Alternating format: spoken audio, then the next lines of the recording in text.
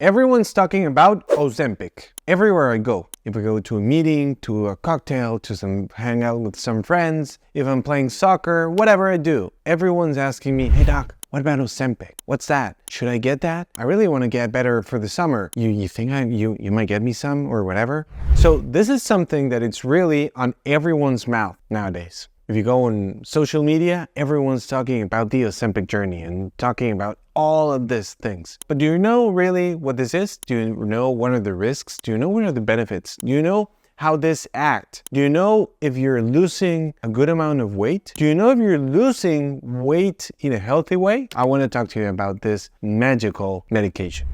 Ozempic, it's a medication that it's an agonist for the receptor of the GLP-1, glucagon-like peptide 1. What does that mean? When we eat, there is a signaling in the intestine that's telling the pancreas to start producing insulin because glucose is already sensed from the intestine and it's going to enter from the intestine to the bloodstream, and then on the bloodstream, glucose needs to go with insulin so insulin can help open the door so glucose can enter the cell so the cell can get the energy from oxygen and from glucose to produce energy. That's the way it works in a simple way, just for you to remember. But the thing is, this medication is going to stimulate the production of insulin dependent from glucose, first mechanism. Second mechanism, it's going to reduce the action of the hormone that acts in an opposite way as insulin. Insulin lowers the amount of glucose available in your bloodstream. Glucagon raises the production by taking the glucose that we have in our liver stored as a form of glycogen to bring it back to the bloodstream. In that way, glucagon raises blood sugar, insulin lowers blood sugar. So it blocks the effect of glucagon getting all that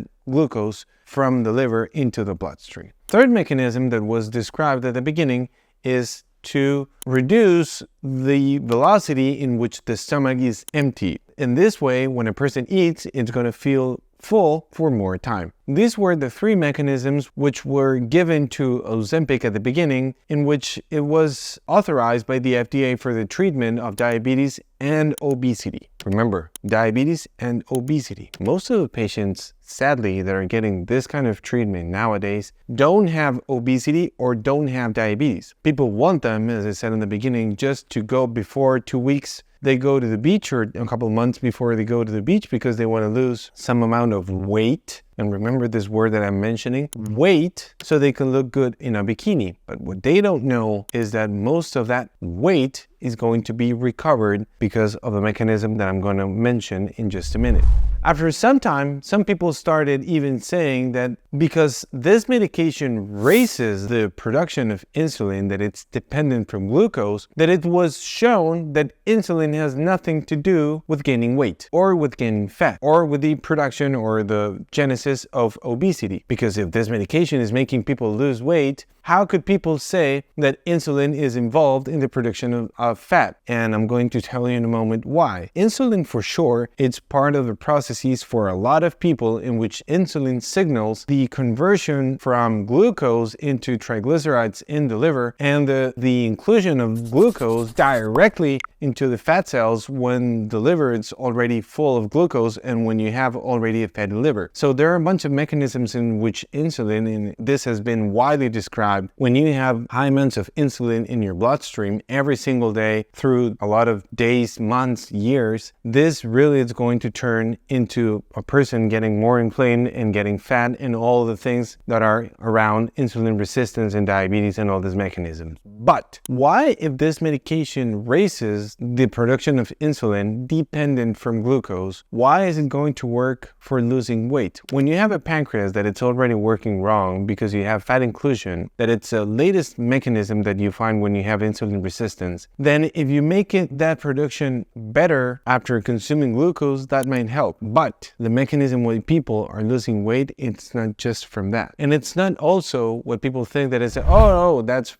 because they're cutting calories because after they're feeling full, they're going to eat less. No, that's not the fact. It's not because of calories, and it's not because of the overproduction of insulin. What it's known is that GLP-1 has also receptors on the brain, on the hypothalamus. On your hypothalamus, that is like the control tower for a lot of hormones going on in your body. You have control there also for the stimulus of the thyroid hormone. There you have also the stimulus for the metabolic rate in which everything works in your body. So when you increase your metabolic rate, your basal metabolic rate, everything you do, all the energetic requirements that you have in you, if you increase that for doing the same functions, but if you increase the metabolic rate that you need, you're going to consume more glucose, and for sure you're going to consume more fat from the one you have stored in order to convert that fat into glucose again so you can use it. That's called lipolysis. Lipolysis coming from the metabolic switch in which you're just consuming sugar or glucose, and to turn it into the consumption of fat, then back into glucose, then back into the energy that the cells require. When you do that, this medication has the capacity to make that kind of stimulus. So that's why people start losing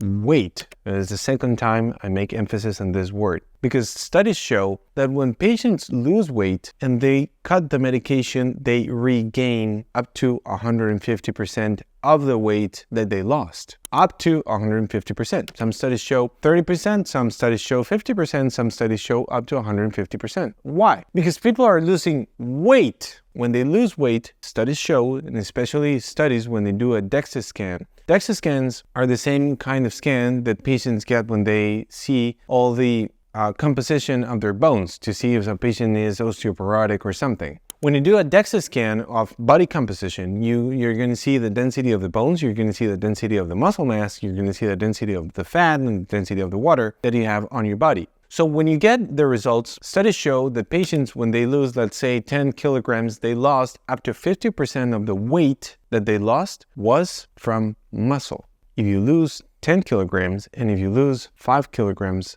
of fat and 5 kilograms of muscle, yeah, you lost in weight 10 kilograms. But losing 5 kilograms of muscle, it's very dangerous. What happens? You cut the medication, you start feeling hungry again, maybe you're going to start eating a lot. The basal metabolic rate that was increased, it's going to shut down. You're going to have the one that you had before, and you're going to start recovering the weight, but you're going to recover only fat as weight. You're not going to recover the muscle. You're going to recover only fat. What happens if you inject it again? The stimulus and the response, it's not going to be the same. That's why some people, sadly, are recommending patients to use it for a long period of time. But this can have also risks. And this is something that we need to remember, that right now it's only authorized to be using it for patients that have obesity and diabetes. And I think it's something that could be used maybe from around 5 to 10 weeks. Why?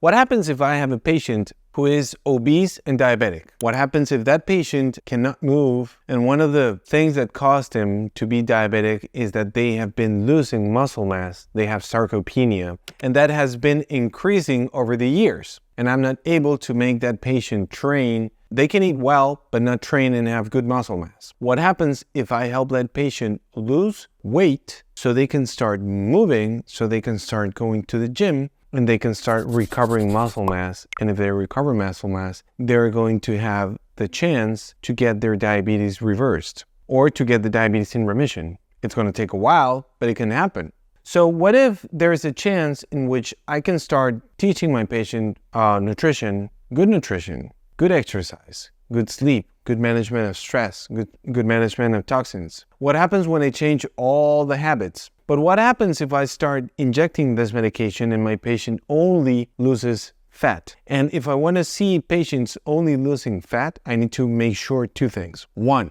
the patient is eating 1 gram of protein per pound of weight. So that's something in between 1.5 to 2 grams per kilogram of weight. You can use either, it works almost the same. If you eat a very, very large amount of protein during the day, every single day, and you make sure that you're eating from sources in which you have all 9 essential amino acids, then you might not lose from that weight that you're losing, you might not lose all the amount of muscle all the amount of muscle mass that you could be losing. And second of all, we need to encourage patients from day one to start doing some sort of exercise. The one that they can do. The one that if they can only move their hands because they're so obese that it's nothing else you can do, then start moving your hands, your arms. Start doing something in which you put your muscles into work. And each week, as patients start to regain movement, you need to encourage them to start working out. To me, this is something that I have used with very, very little amount of patients. I only use it with patients that have chronic loss of muscle mass and that cannot move correctly, and I've only used it in obese and diabetic patients. I've used it in 2 patients that are obese but not diabetic, but that has been very, very hard to allow them to regain muscle mass because they cannot move well. But please, guys, this is something that we need to really be talking about because patients are, and unfortunately, I see a lot of physicians all over the world formulating and prescribing this medication to patients just because they want to lose a couple kilograms or a couple pounds so they can look good for a gala or for a meeting or for a party or for whatever. We need to remember that these medications have a wide variety of adverse effects that go from being nauseated all the time, from vomiting to have a gastric paralysis. They can have constipation, abdominal pain, headaches, dizziness. They can faint because of hypoglycemias that they might get. And it has also been shown that these medications could cause thyroid problems, especially thyroid cancer. And the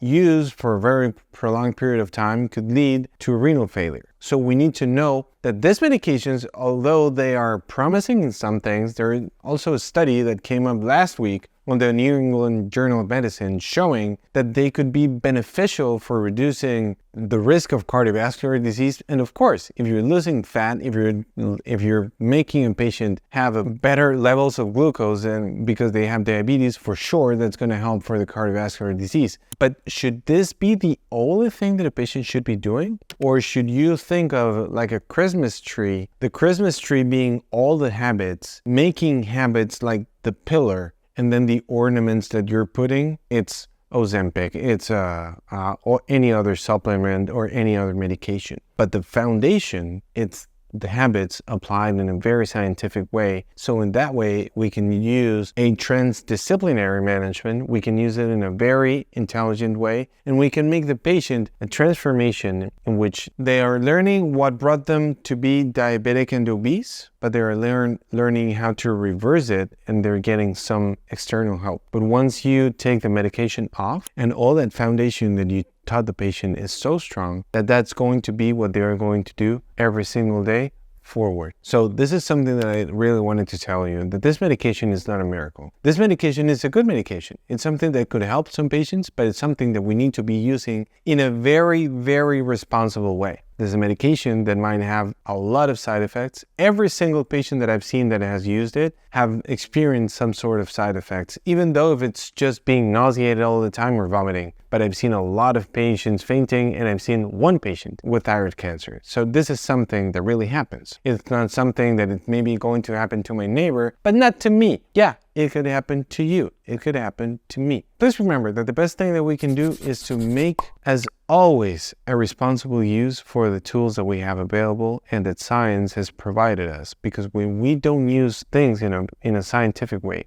in a responsible way, then we're going to start seeing a lot of people in the years to come with a bunch of complications, and I don't want that to be you. So please remember to talk this to your physician, to your family physician, to your endocrinologist, or with whoever you're working your health. But please, this needs to be prescribed and also monitored by your physician. So please remember to do it in a very responsible way. And before we leave, please remember that the best thing that you can do to support us, it's very easy, and it's just to share the video. And after you share the video, before you leave, please remember to hit the like button, subscribe to the channel, and also click the bell. Every time when you click the bell, every time we make new videos, you're going to be the first one to be notified. So thank you so much, guys, and I'll see you next time.